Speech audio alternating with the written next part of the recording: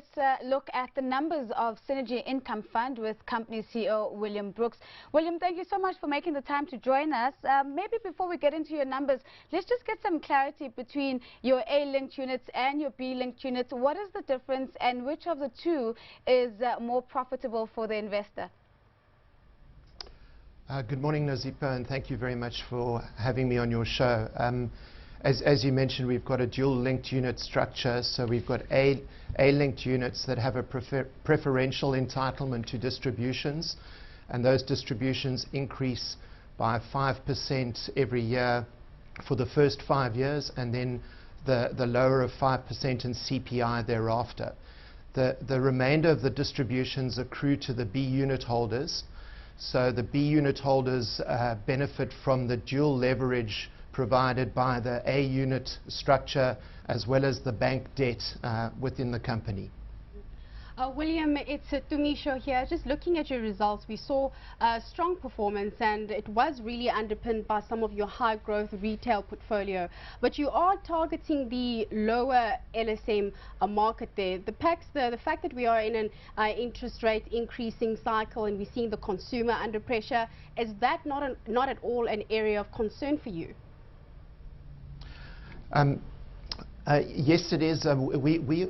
We are a pure retail fund, so we only invest in retail assets. We have 15 shopping centres valued at just over 2.4 billion rand, and over 70% of our net operating revenue within the portfolio is accountable to the top 7 centres within the portfolio, all of which are targeting the lower LSM mass market retail sector of the South African market, which is the growth opportunity going forward. So we're very mindful of the very challenging operating environment we're in at the moment, but also positioned well for the growth demographic in the country. So yeah, that's the position of the portfolio. William, no doubt, just as a follow-up to Tumish's question, that you're constantly asked why no diversification to protect yourself to some extent if there is a significant downturn in the retail sector.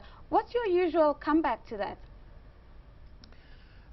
When we set up Synergy several years ago, we took a very clear view that we wanted to differentiate ourselves within the listed property sector, and focusing on retail, and specifically retail targeting the growth demographic in South Africa, we felt was the right investment strategy, and we remain firmly of the view that that is the area of the market to be in right now, and we will continue to invest in that market going forward.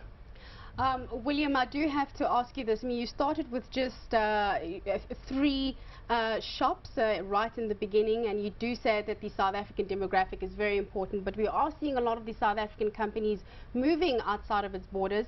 Is this perhaps not an option for you, perhaps maybe in the medium to longer term? It's certainly an option for us in the medium to long term, but right now we're only 3 years old as a listed property fund.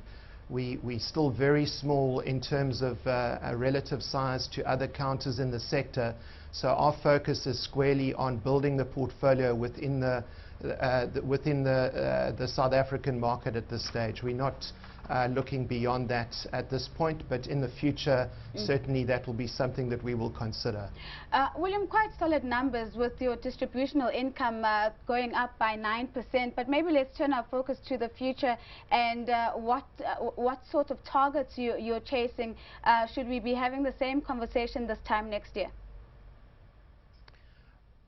We've set out a conservative forecast indicating that we expect growth on the B units to come down to around listed property sector averages of around 6% growth.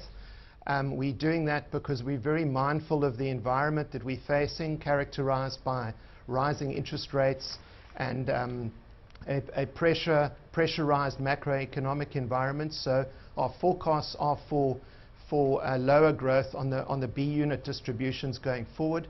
The A unit distributions will remain in the contractual 5% levels.